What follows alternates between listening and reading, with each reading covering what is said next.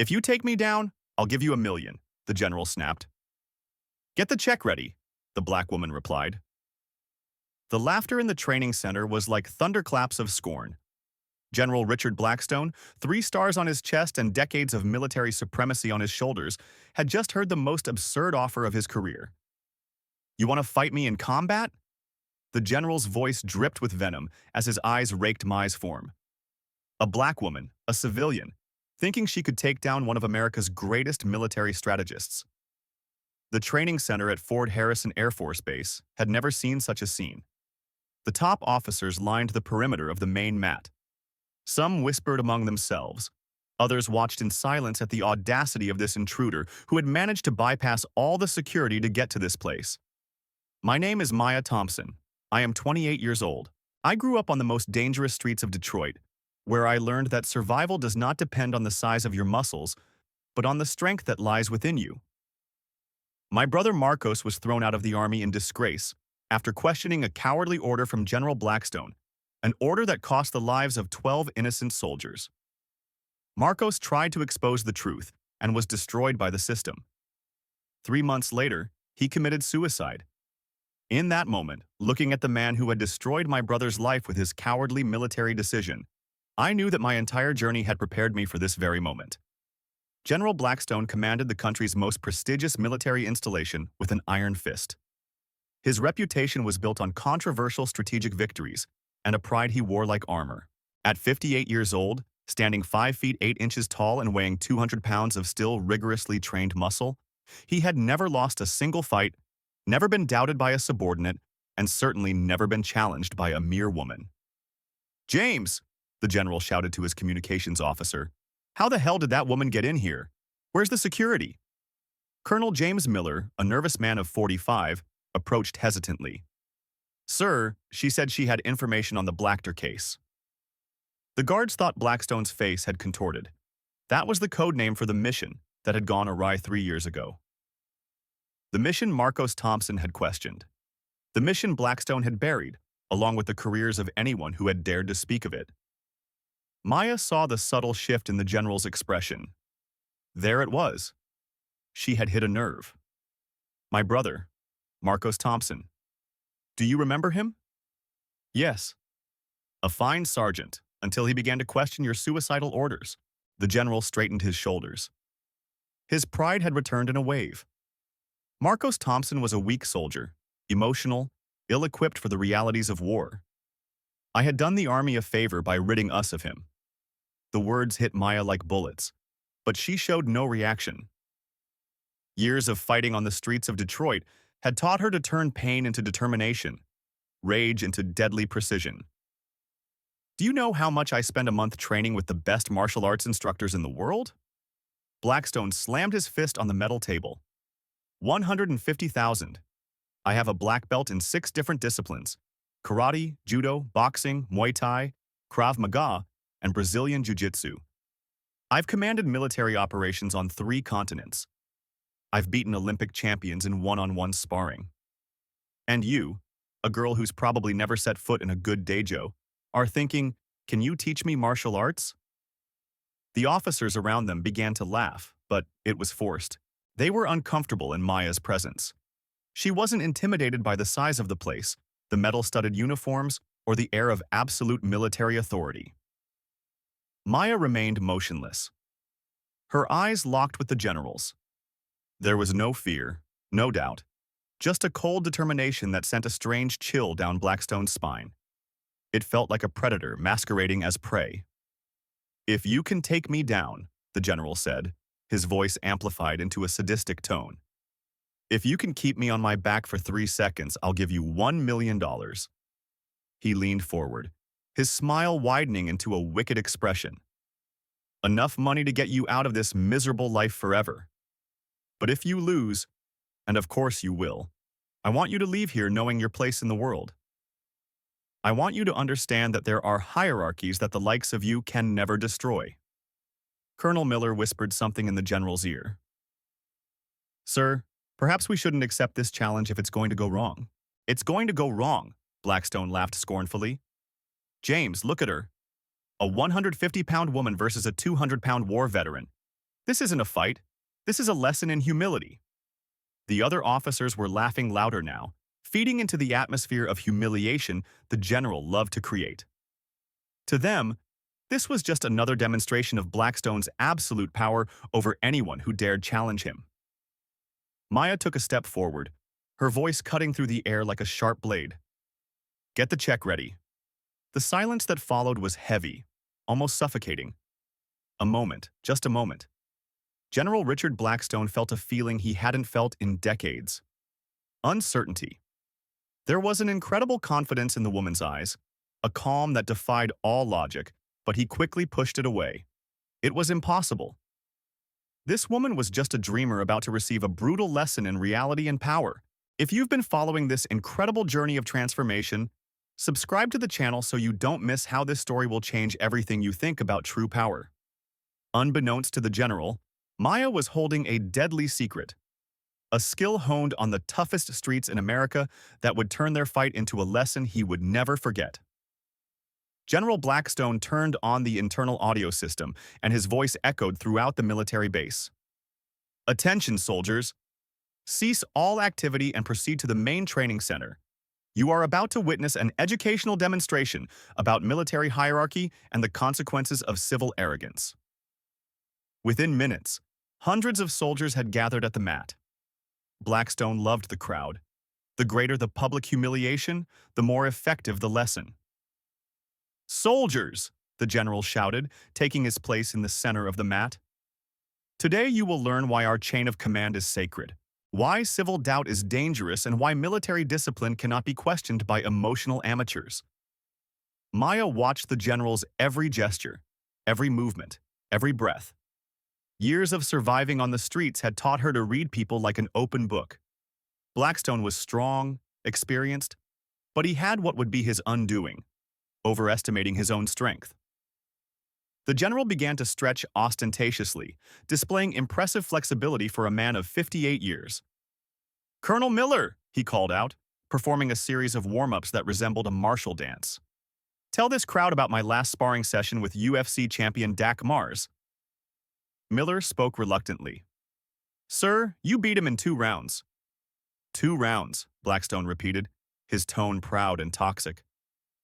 "A 20-year-old professional in Olympic shape, and I snapped him like a twig." He turned to Maya, who stood motionless at his side. "You know what the difference is, girl? Discipline, strategy, mental superiority." The general failed to mention that Dick Williams was recovering from knee surgery and had agreed to spar more out of politeness than actual technique.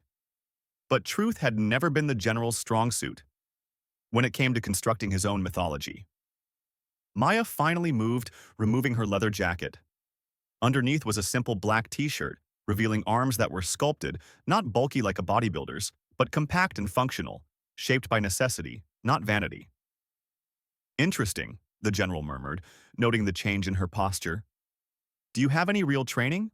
Or is this just a theatrical performance for the public?"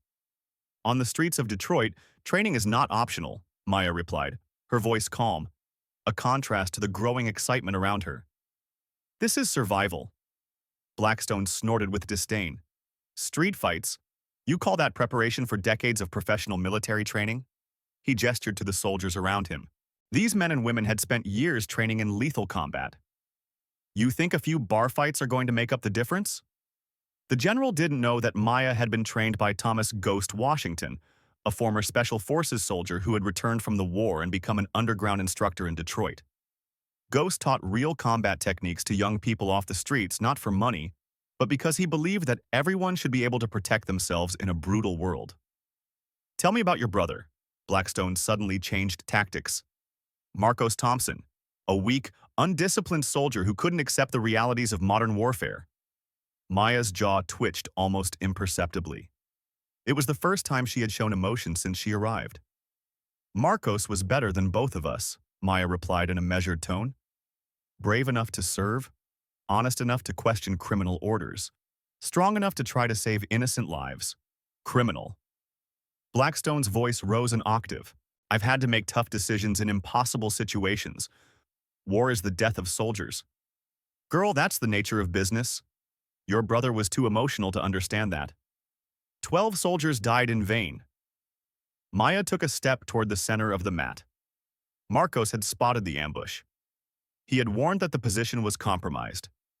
You ignored his message and sent a patrol straight to their deaths. The silence in the gym grew tense. Some of the senior soldiers exchanged glances. They remembered Operation Blackweeder. They remembered the rumors after the incident.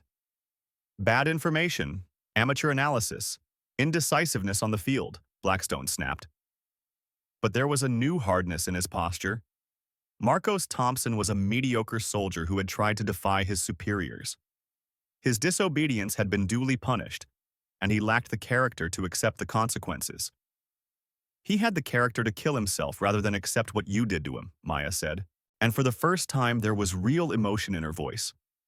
The anger that exploded in response was immediate and devastating. Weak soldiers make weak decisions. If he couldn't handle the realities of war, he shouldn't have joined the army in the first place. Maya watched the general's outburst with clinical interest. Unbridled rage was a weakness, and she had just learned how to exploit it. "Are you ready to learn your lesson?" Blackstone asked, stepping into the center of the mat. "Or do you need a few more minutes to accept that you were about to be publicly humiliated?" Maya moved toward the center of the mat with fluid, almost cat-like movements. No rush, no hesitation, just a deadly confidence that caused several soldiers in the room to lean forward, suddenly curious about what was about to happen. "Simple rules," the general announced to the crowd. "The first person to pin their opponent on their back for 3 seconds wins. No weapons, no lethal blows, just pure fighting techniques." Little did the general know, Maya had done more than survive the streets of Detroit. She had mastered a hybrid system of combat that combined real military techniques with the brutality necessary to survive in a lawless place. The battle that was about to begin would be more than just a physical fight. It would be a battle of reckoning, an inevitable revenge that would forever change the meaning of power on this military base. The gym was completely silent as the two fighters took up positions in the center of the mat. Blackstone performed a rigid military bow of respect, formal, designed to demonstrate superiority even in simple gestures. Maya simply nodded, her eyes never leaving his. "Soldiers!" the general shouted to the crowd. "Watch as discipline triumphs over improvisation, as years of training destroy amateurish pride." Blackstone's first blow was devastating. Decades of experience culminated in a precise thrust, a straight jeep, followed by a hook that sliced through the air like a blade. Maya dodged it by millimeters, but the gust of air from the blow caught her face. The room cried out collectively. "First lesson," the general muttered, already circling Maya like a predator. Military speed trumps street reflexes. Blackstone attacked again. This time, 3 punch combinations, forcing Maya to retreat to the edge of the mat. His movements were precise, calculated, the result of years of practice. The 4th blow landed on Maya's shoulder, causing her to stagger. The soldiers began to applaud. This was exactly what they had expected, a commander demonstrating absolute superiority over an insolent civilian. "You should surrender while you can," Blackstone whispered, pinning Maya to the edge of the mat. Otherwise, it would only get worse, but something was wrong.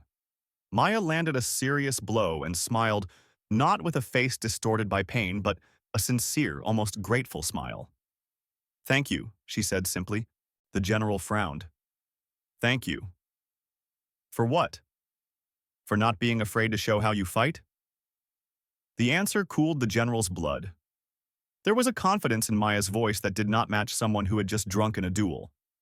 It seemed that she was simply collecting information, studying, learning. The second round began with a more aggressive Blackstone.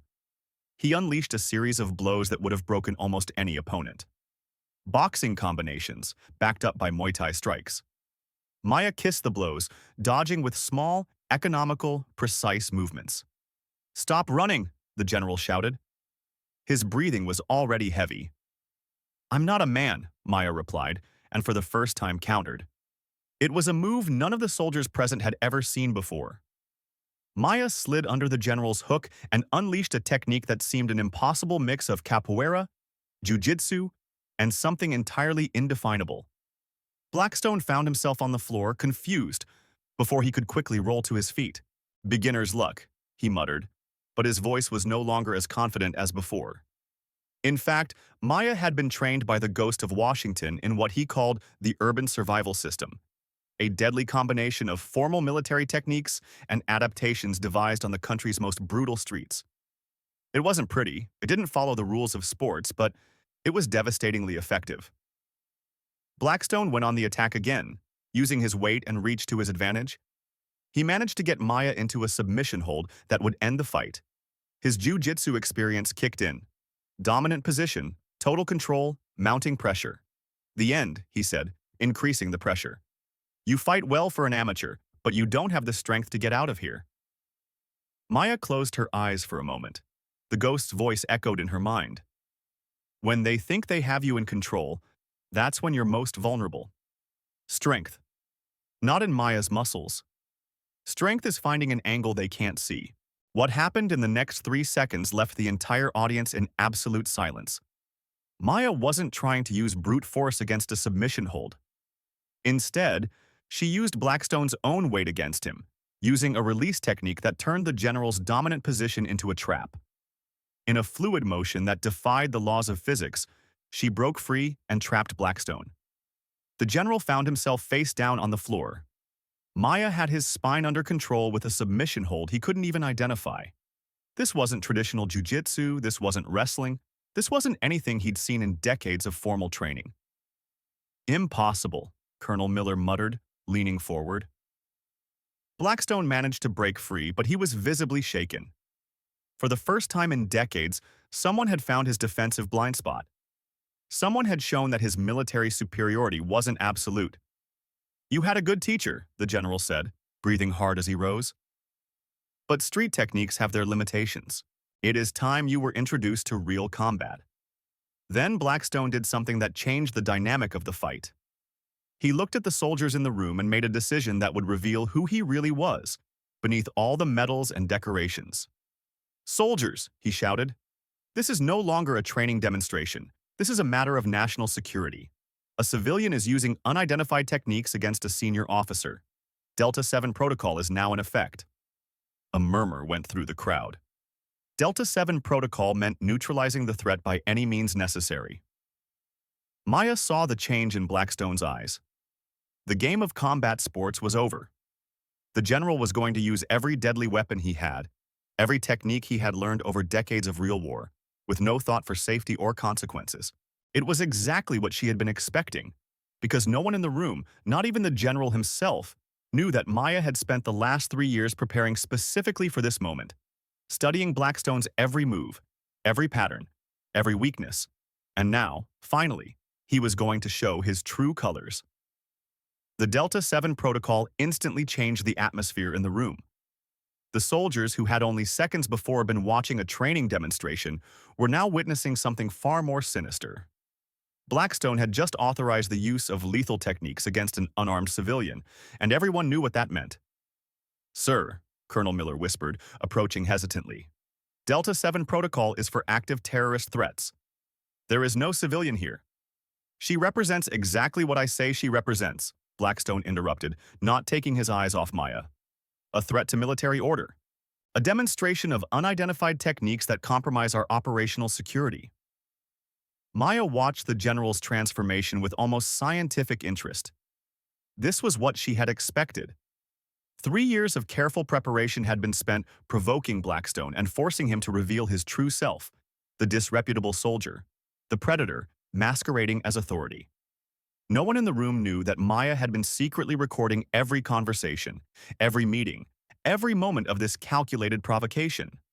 A microscopic recording device provided by a former colleague of Marcos's, the journalist, captured every word, every illegal order Blackstone was about to give.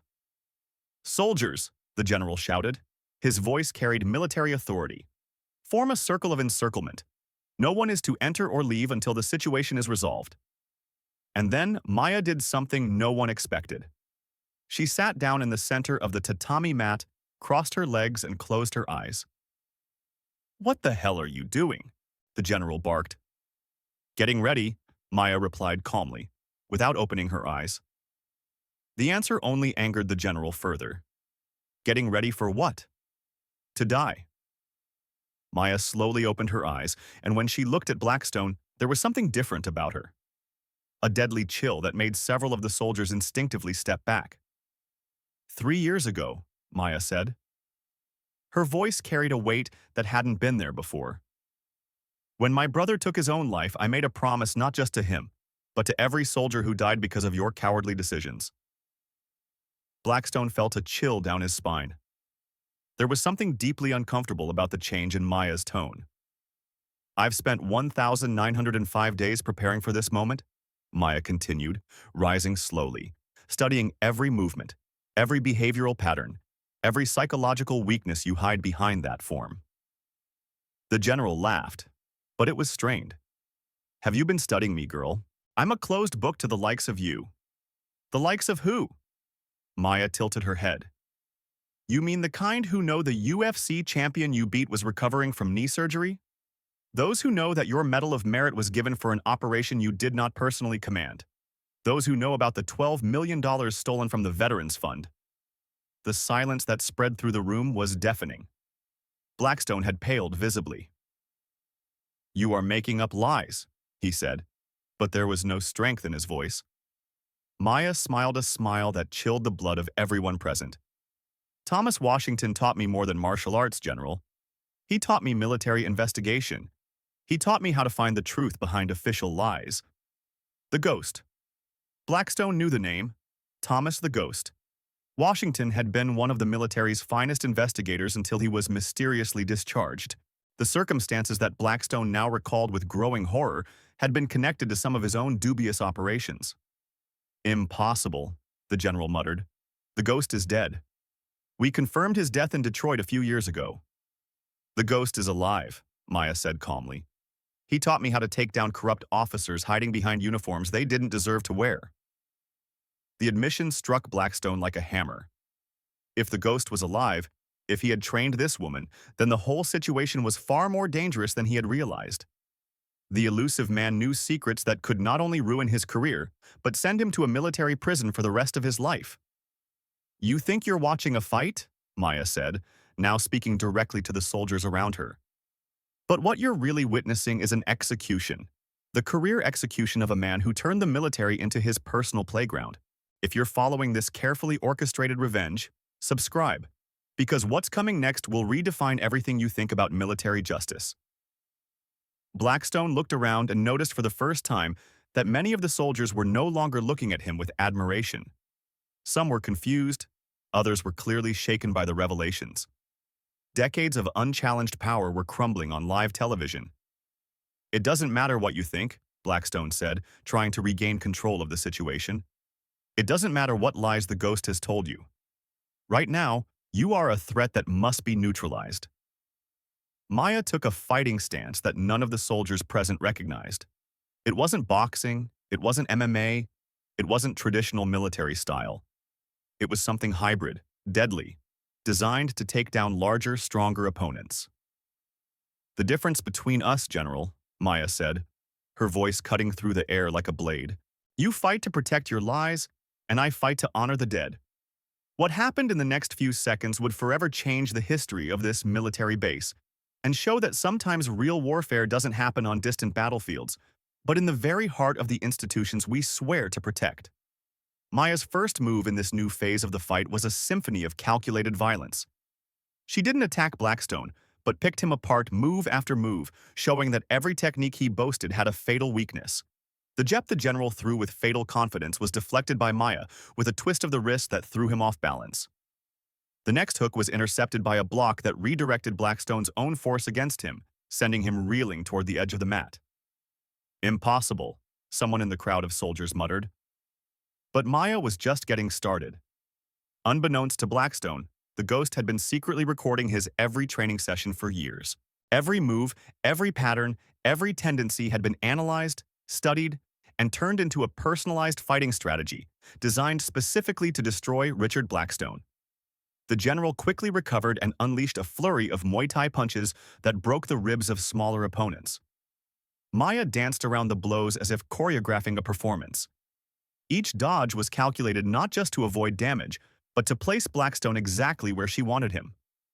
"Are you kidding me?" the general growled. His breathing was already heavy after only 2 minutes of intense combat. "No," Maya replied, countering with a strike that sent Blackstone reeling. "I'm teaching you." The devastating truth was beginning to dawn on everyone present. Maya wasn't fighting to win, she was fighting to humiliate. Every move showed that she could have ended the fight at any moment, but she chose to prolong the general's agony. Blackstone attempted his most reliable jiu-jitsu technique, a takedown that had worked against professional champions. Maya didn't just defend herself, she turned the attempt into a demonstration of the general's growing incompetence. Using his own momentum, she threw him to the floor with such force that the tatami shook. "Get up," Maya said calmly, as Blackstone struggled to breathe. "Your soldiers need to see what your commander is truly capable of." The public humiliation was working exactly as Maya had planned. The soldiers who worshipped Blackstone as a god of war now saw him struggling to stay on his feet against a mere civilian woman. The myth of his invincibility was crumbling in real time. And then the first devastating twist happened. Maya stopped fighting, simply stopped, took 3 steps back, and raised her hands. "What are you doing?" Blackstone screamed, confused by the sudden change. Maya smiled, the same smile that had cooled the general. "You said this was a matter of national security, correct?" "Yes," he replied. "So you don't mind that this demonstration is being broadcast live to the Pentagon?" The silence that followed was absolute. "Lies," he muttered. Maya gingerly touched the small device next to her ear. "General Morrison?" she asked. "Yes, sir. General Blackstone has just authorized the use of lethal force against an unarmed civilian. All according to plan." The second twist was even more devastating. A familiar voice came from the speakers Maya had hacked remotely before the fight.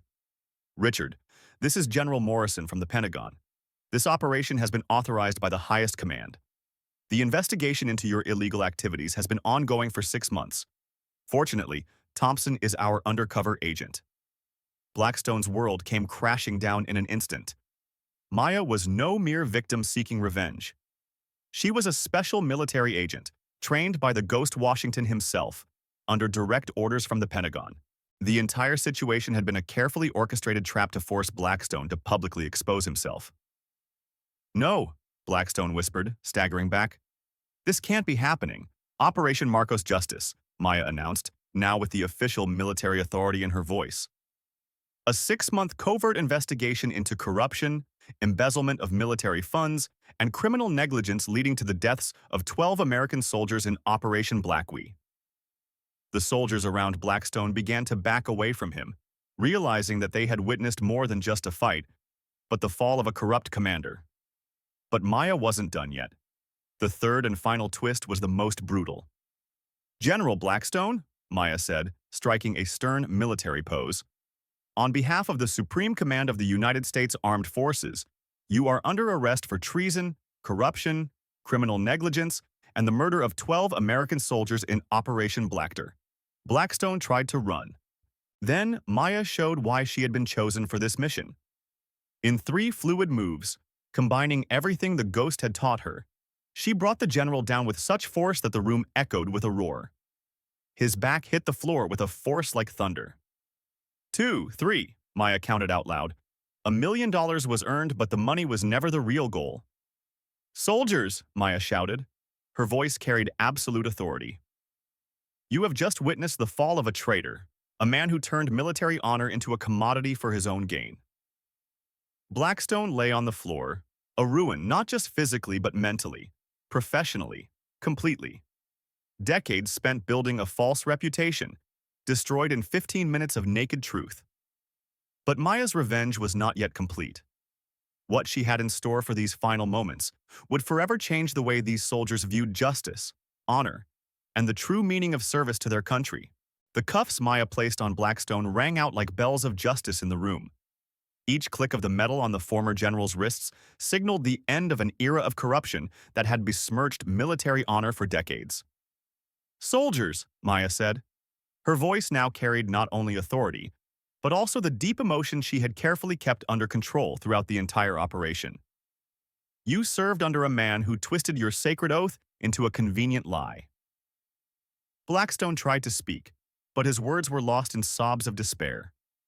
The man who had commanded with an iron fist moments before now lay broken, not only physically, but spiritually destroyed by the revelation of his own deceitful deeds. Maya turned to the soldiers, watching her silently. My brother Marcos Thompson died believing he had failed as a soldier. He spent his last days believing himself weak, inadequate, unworthy of the uniform he wore with pride. Tears streamed down Maya's face, the first tears she had allowed herself since the start of this 3-year journey. The truth is, Marcos was the best of us all, brave enough to question criminal orders when everyone else would not, strong enough to choose death over living a lie. Colonel Miller approached hesitantly, doffing his military cap in respect. Miss Thompson, we would not have known if we had known Blackwhiter's operations. You knew, Maya interrupted. But there was no reproach in his voice, only deep sadness. All of you knew something was wrong. Soldiers do not die in vain, without warning, without rumor, without doubt. The silence that fell over the room was the silence of collective guilt. Maya walked to the plaque on the wall of the gym dedicated to the soldiers who had fallen in battle.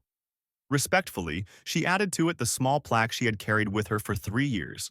Sergeant Marcos Thompson died defending the truth when others chose silence.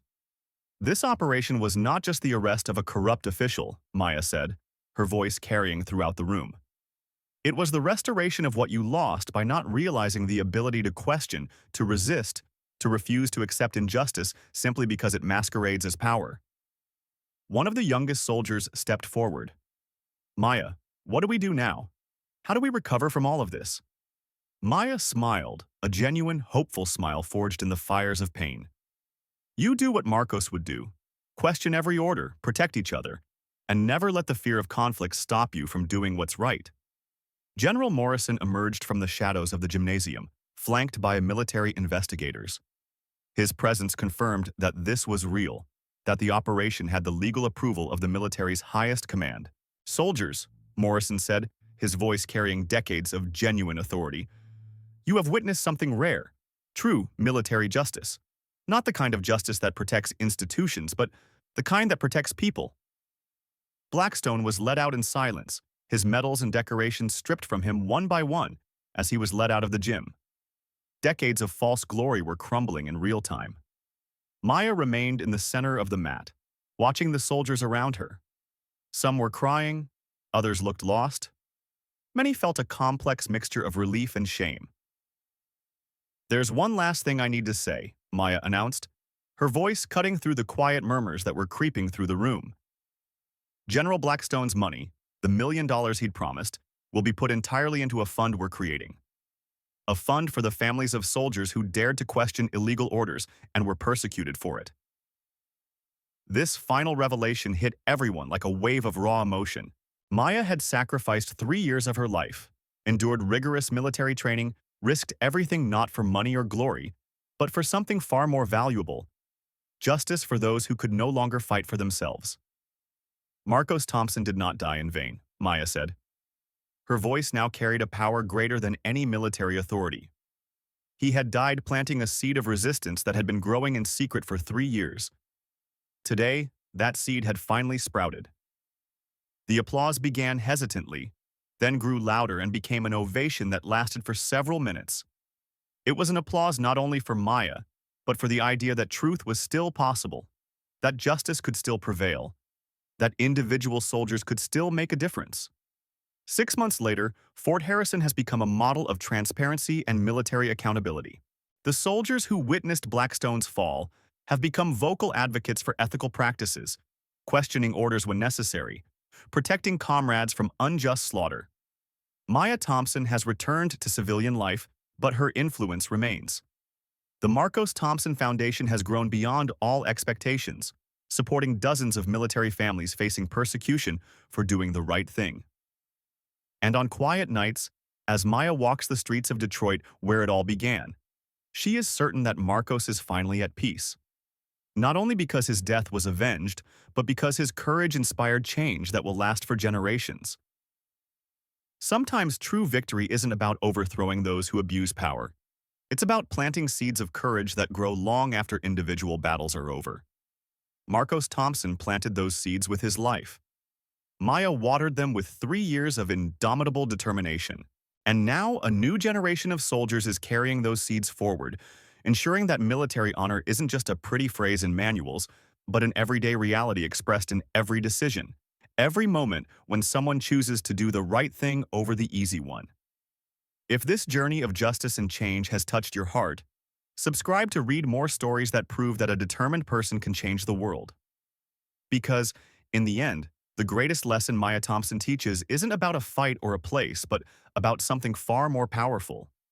When we fight in memory of those we love, when we turn pain into purpose, when we refuse to accept injustice as inevitable, we can move mountains, topple tyrants, and plant gardens of hope where once there were deserts of despair.